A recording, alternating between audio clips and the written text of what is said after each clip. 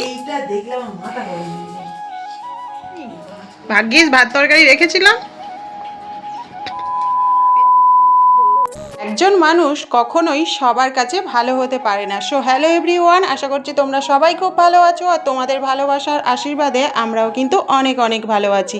প্রতিদিনের মতো আরও একটা নতুন ব্লগ নিয়ে তোমাদের সামনে হাজির হয়ে গেলাম। আজকের ব্লগটা কিন্তু আমি এখান থেকেই স্টার্ট করলাম। আজ সকালে অনেকটাই কিন্তু মেঘলা মেঘলা ওয়েদার ছিল, যেহেতু কাল রাতে প্রচুর ঝড় বৃষ্টি হয়েছে আমাদের এখানে, তো যে কারণে সকালবেলা না আমার উঠতে অনেকটাই দেরি হয়ে গিয়েছে। আর এমন পরিস্থিতিতে আমাকে আর কেউ ডাকেনি, আমি না ঘুমিয়ে পড়েছিলাম। তাই তোমরা দেখলেই তো, ঘড়িতে তখন বাজে প্রায় 9টা বাজতে 10 মিনিট বাকি। ছেলে চলে এসছে পড়ে থেকে আর এসে কিন্তু আমাকে ডাক দিল। আর আমি কিন্তু তাড়াতাড়ি করে উঠে পড়লাম, উঠে বিছানাটা ফার্স্ট গুছিয়ে নিলাম। সত্যি কথা বলতে কি বলো তো, ওই ব্ল্যাঙ্কেট ভাঁজ করতে রোজ রোজ আমার কিন্তু মাথা গরম হয়ে যায় সকালবেলায়। আর আমার ছেলের কারণে কিন্তু আমাকে ওই ব্ল্যাঙ্কেটটা প্রতিদিন গায়ে দিতে হয়, কিচ্ছু করার নেই। তো যাই হোক, দেখো সকাল সকাল উঠে ফার্স্ট তো ঝাঁটফাটগুলো দিয়ে নিলাম, আর তারপরে চলে এলাম ওপরে এসে কিন্তু বেশ ঠান্ডা ঠান্ডা লাগছিল, তাই ওড়নাটা ভালো করে গায়ে একটু দিয়ে নিলাম, কারণ ঠান্ডা ঠান্ডা ওয়েদারে আবার কিন্তু ঠান্ডাও লেগে যায় জানো তো। আর যেহেতু কাল রাতে ঝড় বৃষ্টি হয়েছিল, ওয়েদারটা কিন্তু ওই জন্যে রোদ ওঠেনি, যেহেতু মেঘলা মেঘলা হয়ে রয়েছে। তো প্রথমে আমি ওপরে মোছামুছি করছিলাম যখন, তখন কিন্তু ঠান্ডা লাগছিল, আর তারপরে কিন্তু বেশ ভালোই গরম হচ্ছিল, কারণ তোমরা তো সবাই জানো ঘর মুছলে কিন্তু আমাদের অনেকটা ব্যায়ামের কাজ করে। আর সত্যি কথা বলতে আমি দেখো বালতি করে জল নিয়ে কিন্তু একদম ঘর মোছার মতো করে মুছি, লাঠি দিয়ে মুছি বলে ওভাবে কিন্তু আমি মুছি না, মানে লাঠি দিয়ে যেভাবে মোছা হয় আর কি। আমি জলের মধ্যে ফিনাইল বা লাইজল এরকম কিছু নিয়ে ভালো করেই ঘর মুছি। এই কারণে না আমার ঘর মুছতে প্রায় 2 ঘন্টা সময় লেগে যায়, ওপর থেকে নিচ পুরোটা মুছতে মুছতে। তো যাই হোক, তারপরে দেখো দেরি হয়ে গিয়েছিল বলে আমার ছেলে কিন্তু এদিকে চা বসিয়ে দিয়েছিল ঠাম্মিকে দেবে বলে। তো তারপরে কিন্তু আমি দেখো একটুখানি সময় পেয়েছি যেহেতু, আর বেলা এমনিতেই হয়ে গিয়েছে, তো ভাবলাম একটু মুখে প্যাকটা মেখে নিই, কারণ অনেক দিন হয়ে গিয়েছে মাখা হয়নি, আর মুখে না অনেক র্যাশ বেরিয়েছে, তাই ভাবলাম এটা একটু দিয়ে নিই। আর কাল থেকে যেহেতু ছেলের পরীক্ষা স্টার্ট হয়ে যাচ্ছে, আর সময় পাবো না, কারণ সবটাই হুড়োহুড়ির মধ্যে থাকবে আর কি। তো ফাইনালি দেখো তারপরে আমি স্নান করে চলে এসেছি ঠাকুর ঘরে। সত্যি বলতে আজকে এখন বাজে প্রায় 11:30।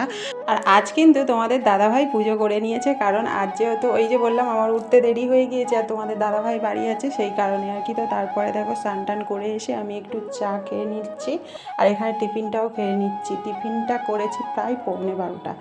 তো যাই হোক, তাড়াতাড়ি করে টিফিনটা করে নিলাম, সবাইকে দিয়েও দিয়েছি। আর আজকে বললাম ওই যে ঘুম থেকে ওঠাটা যদি দেরি হয় সব কিছুই দেরি হয়ে যায়। এদিকে দেখো ছেলে চলে যাচ্ছে বন্ধুর সঙ্গে, একটা বন্ধুর বাড়িতে নিমন্ত্রণ আছে। আর এদিকে কিন্তু দেখো আকাশটা এখনও মেঘলা করে রয়েছে, একদমই রোদ ওঠেনি।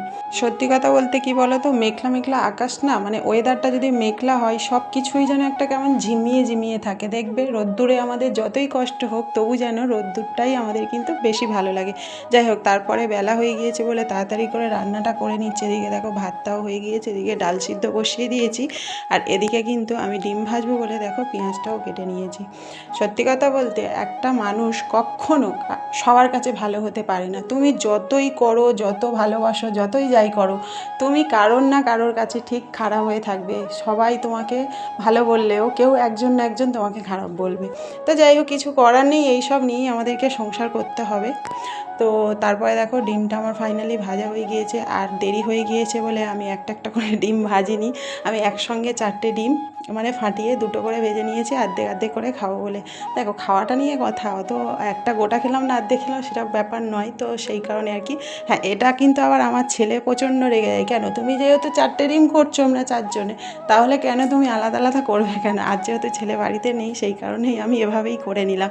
যাই হোক, ফাইনালি মাকে ভাত দিয়ে এসেছি, ছেলের জন্য গুছিয়ে রেখে আমরাও কিন্তু ভাত বেড়ে নিলাম। এদিকে দেখো আমিও খেতে বসে গিয়েছি, আর আজকের ক্যামেরাটা কিন্তু তোমাদের দাদাভাই করছিল, তাই দেখো ভাতটা রেডি করা রয়েছে আর তোমাদের দাদাভাই ক্যামেরাটা করে দিল। তো যাই হোক, আর তারপরে দেখো আমার খাওয়া হয়ে গিয়েছে, হঠাৎ দেখি ছেলে চলে এসছে, না ওখানে এখনও রান্না হয়নি, তো দেরি হয়ে গিয়েছে, মানে 3টে বেজে গিয়েছে বলে ও চলে এসছে। আর ওকে যাওয়ার সময় বলে দিয়েছিলাম বেশি দেরি করবি না, কারণ কাল থেকে পরীক্ষা স্টার্ট, তোকে খেয়ে দিয়ে ঘুমোতে হবে। তো যাই হোক, আমার এই ভিডিওটা তোমাদের কেমন লাগলো অবশ্যই করে কমেন্ট করতে ভুলো না। দেখা হচ্ছে তোমাদের সঙ্গে পরের ভিডিওতে।